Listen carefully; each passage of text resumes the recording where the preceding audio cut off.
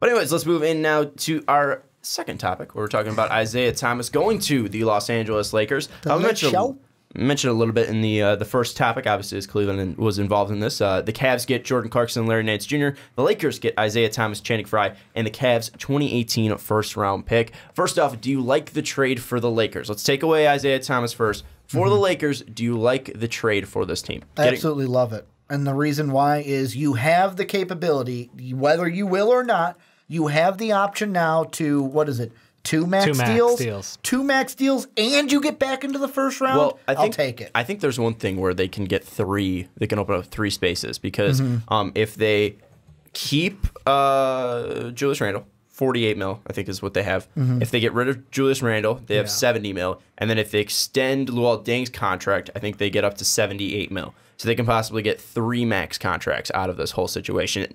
If they don't re-sign Isaiah Thomas. Well, and the thing I love most about it is, first, there's two things I love most about it, which is hard because they're tied. So you have one and you have A. Well, 1A is you get a draft pick. Like, that's what I was most excited about because the Lakers get back. Like, I know it's going to be a late first rounder, but you're in the game. Like, this is kind of like the Nets. What was it, the Nets a year or two ago? Where it's literally like, the last hey, four. we're not in this draft. We need to get in, and they trade into the draft. That's what they basically just did. Number two, whether you get LeBron, don't get two max this year, they basically have the control to say, we're going to go in this free agency. Oh, wait, no one wanted to sign with us? You know what? We're going to take enough just to kind of get by, and then we'll be major players next year. Do another set of one-year contracts like KCP? We'll be major players in 2019 when those free agents come out. Okay, that's an interesting take. But what do you think about the Lakers trade? I mean, I think I have to agree with Ricky. It sets them up for the future better with their spending.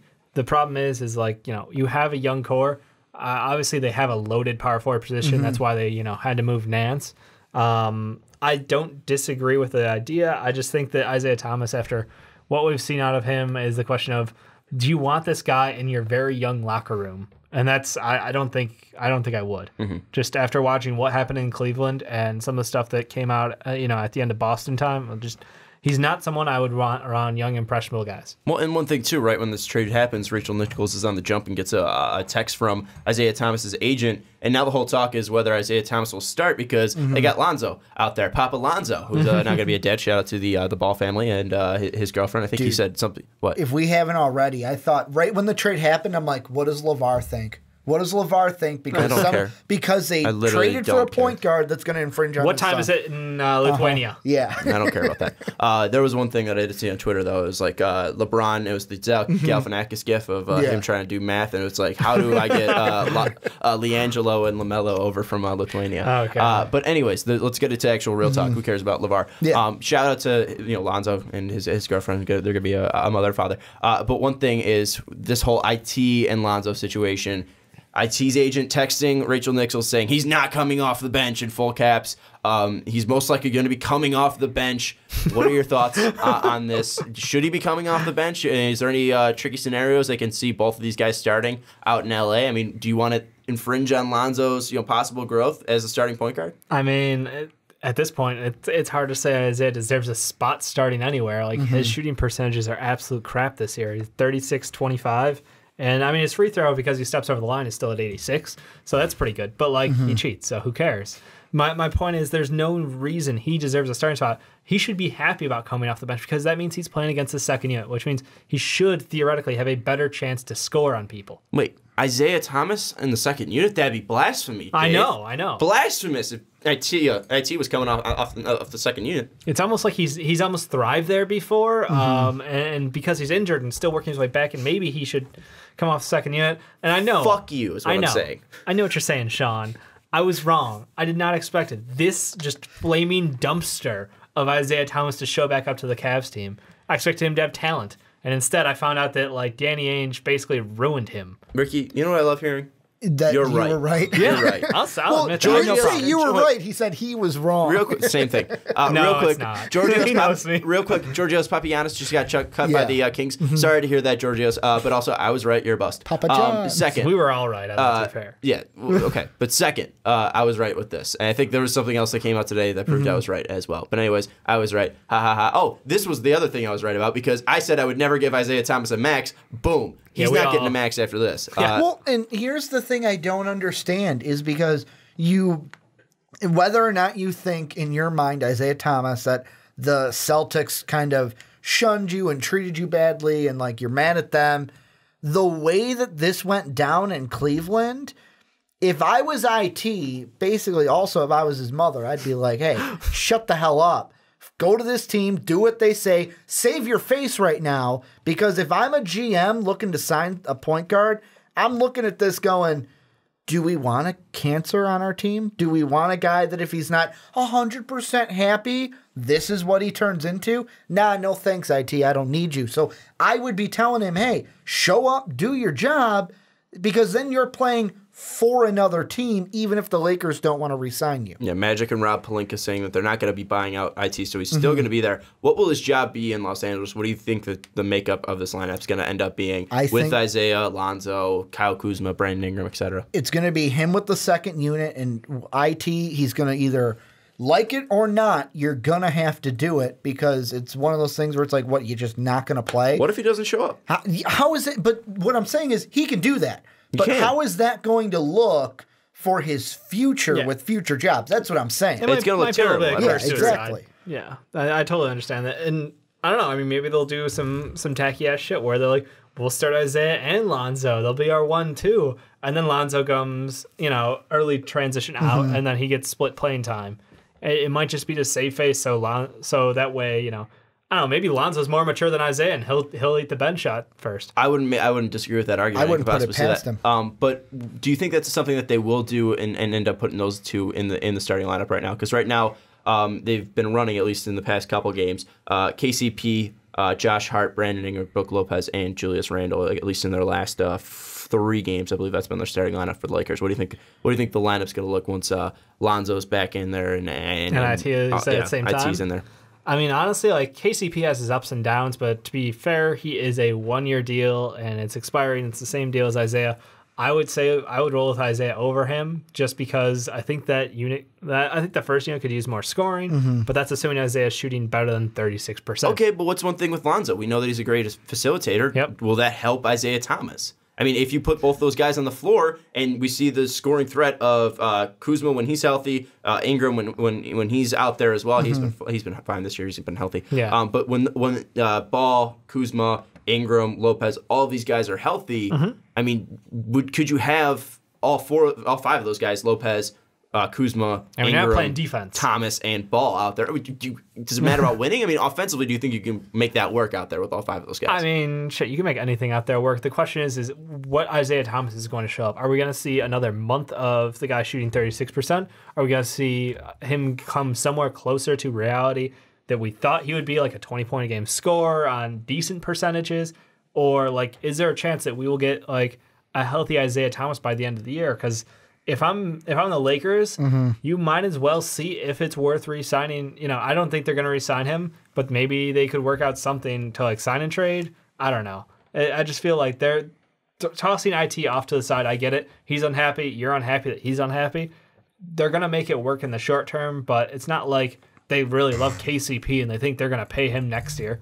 Like, he's done. So you might as well give Isaiah the time. Well, and the thing I just looked up is Ramona Shelburne said Lakers intend to play IT heavy minutes once he gets to town. Think he'll thrive in fast-paced system. However, no guarantee he starts. Does it matter if he starts or not if he's getting heavy minutes from the Lakers? It matters to him. No. That's the problem. I throw that out the side. I don't care what it matters to him. I'm saying in general, like, if he's still playing heavy minutes, he just doesn't get the start. Does it really matter on a team that yeah, right now, like, you look at the standings and they're, what, 6 games out of the playoffs? Let me put it this way. There's no guarantee they make the playoffs. It's like the whole Kirk Cousins thing. It's not about how much money he's actually getting. It's just the fact that some team is willing to pay him that money. You know, it would look better if Isaiah Thomas is starting out there because it's going to help him get more money out there. Hey, I was a starting point guard of the Los Angeles Lakers, and I took them from the 11th place team up to the 9th place team. We were competitive in the playoffs, or competitive to get to the playoffs. We didn't get there, but with me on that team, I was an added plus. That's what he can go and say in contract negotiations. If he goes in and say, "Hey, I was behind Lonzo Ball, who had a sprained MCL, before the All-Star break, and he's a kid who can't shoot jump shots. I wasn't able to overtake him out there." I mean, that's something that's going to look bad, especially with this whole stuff in late in Boston, and especially with Cleveland, where he's calling out guys right when he rejoins the team. He says, "I don't want to be traded." Yeah. So I mean, there's stuff out there that definitely looks bad for Isaiah Thomas, and the whole point of this is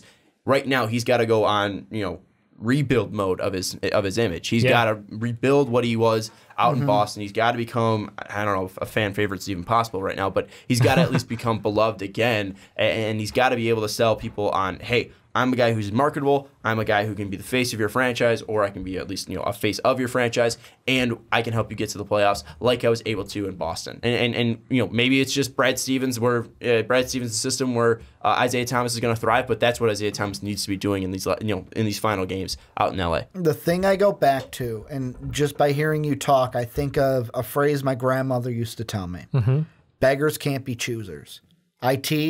You can't be a chooser right now. You're begging like, oh, I want the first place spot. Just go out there, do your job, and hope that, hey, like, yeah, I know what you're saying. Like, oh, with the whole I started here, we brought up. But, hey, what if it's just I played heavy minutes and I was a team player and helped this team get to the playoffs? Like, you're trying to save face.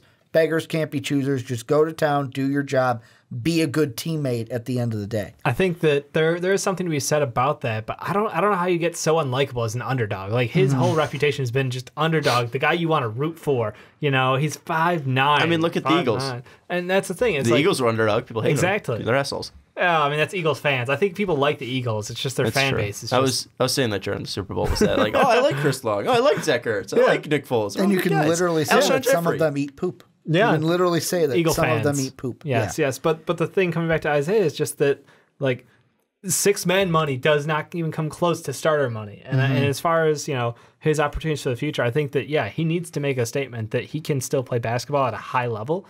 Because if he can't prove that this offseason, he's going to end up on a 1-year prove it deal for like $8 million or $10 million, $12 million. It's like something way below what he would have been paid if he signed a long-term deal. Well, and the thing too with Isaiah Thomas, and not even specifically just the 1 year next year, he's going to be 31. No, he's going to be 30. He's going to be 30. So he just turned 29. He just turned 29 yesterday. He just turned 29. He's going to be 30 next year. And with his injuries, no one's going to want to give him 4 years. A 34-year-old who relies heavily on his athleticism, doesn't have any size. No one's going to want to give him. I mean, no one's going to want to give him a max, even if he proves it for a year, because he also brings that locker room downside to him, right? Where he's not a great team player. If that remains a thing, then yes, it's a huge negative. I mean, Kyle Lowry got a contract at like 29, so it's not unheard of. Lowry was so consistent, and I know it. Well, Lowry was also a late starter. Lowry also has is not 5'9", but at the same time, it was he is a player excelling later in his career than we're used to. So it's not unthinkable to hear of a contract be long-term, but I think you're right. Because Isaiah has made such a pariah out of himself after this Cavaliers situation, and because of the health concerns that we've not seen resolved, like there's still a lot that could change. He could light up the last 2 months of the year, pretend he's Nico Mirotic, and have himself a great end of the year and try to get a contract. But I think, honestly, it's in his best interest to, like Ricky said, just shut up, enjoy your time, get your 30-plus minutes in, wherever they give it to you as a Laker, and prove that you are still Isaiah Thomas, the guy who is, the king of the fourth, the man who was absolutely the hero of the city of Boston last year. And another thing I think of is, Sean, you asked, how is it possible to hate an underdog? He said the underdog story. Dave said that. Dave said that. I brought up Philly fans because they're assholes. No one likes the underdog when they get too big for their britches. You know what I'm saying? Where it's like, when he was the underdog, it was like, yeah, you know what? I'm with you. I'm fighting with you. I want to live through that fight through you because You're trying to take down the big guy. Yeah. Then he goes to Cleveland, and now it's like, whoa, whoa, whoa. Now you're thinking you should be expected, like you should be handed this, handed that. He got traded to Cleveland. Yeah, I know, but like the way he acted in Cleveland, now the way he's acting now, where it's like it goes back to something I heard of when I was a kid. It's like you go through, I'm going to go through elementary school, then you go to middle school. You're at the top of the food chain. You're at the top of the food chain in elementary school. You go to middle school, you're back to the bottom. You work your way up through middle school, then you go to high school, back to the bottom. Then you go to college, back to the bottom. Well, this is what that is. You went to Cleveland, boom, you're at the bottom. Prove yourself. Now you're in LA, to the bottom, because you're not the same as if LeBron or if KD the problem is he was literally an MVP candidate leaving Boston. Injured, yes, but he left Boston as what, like fourth in voting? Yeah, the hilarious thing too is that you look back on his career, at least, you know, he goes from being traded for Kyrie Irving, a young 25-year-old guard who's one of the best in the league, and being paired with a Brooklyn pick, a high asset. I mean, this is Isaiah Thomas and a Brooklyn pick out there. And then you get traded with Cleveland's one, which might be the 27th pick, for Jordan Clarkson and Larry Nance Jr., with and Channing Frye. Yeah, don't forget. So I mean, like, this is something where you went from the peak, you were the cream of the crop. Cleveland's getting a point guard back in this for 1 year, and then he gets to hit the open market, and he's going to get a max contract. Now it's like, can he even start behind Lonzo Ball, a guy who early in the season we were already calling a bust? Sean, maybe you're a little bit too enjoying early. this way too much. I like Boston being right. fans are just. I like being right. And Boston fans don't care. They got Kyrie Irving. Why do they give a shit about this? They're not watching this video. They don't care about Isaiah Thomas anymore. Two things I'm thinking about just from what you said is, first off, you know what they say. The cream always rises to the top, Sean. And number two, Channing Frye today had a funny post where that was unnecessary. He's like, hey, you know what? This proves just don't go 0 for 6 and then because if you go 0 for 6, they'll trade you. Dang. That's what he said today on an Instagram post or something. Final thoughts. I want to go to the Lakers because Isaiah Thomas, it's really yet to be seen on what his situation is going to be. We laid out all the scenarios. I'm not going to ask for a hot take because it's just impossible to actually give a take.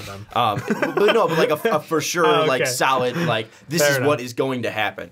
You know? I think it's impossible just with the way he's been playing. And again, we don't know what's going through the GM minds. But at least with the Lakers, having now the ability to have 2 max spots, will they get both LeBron James and Paul George? I think no. I think will they get one of them? I think LeBron signs a 1-1, and I think Paul George signs long term in OKC. Okay. I'm going wild card here. I don't think either one of them is going to end up a Laker next year. Ricky. LeBronzo 2018. It's happening. Put it back on the map. It's happening. He's going to LA. He ain't staying in Cleveland. If I could I don't trade, care what Cleveland did. If I could trade LA. being right for Colin Cowherd being wrong, I would do it every day of my life. So I am saying that LeBron is going to CSKA Moscow. He's going to the Moscow team. He's going to play for CSKA Moscow, whatever it's called. I don't know. Or is he going to bring a franchise team that's better than all college and just put him in Seattle? He's building a new team. Why would he go to LeBron? Why would he go to Seattle? I don't know. Bring him back. Bring back the Sonics. Bring him back. What does We're LeBron taking James? it back. What does LeBron James? What does LeBron James have to do to bring? What does he have tied to Seattle? I don't know. He just wants to make people happy. Get an ownership stake He's like in the the team. Santa Claus of the NBA, man.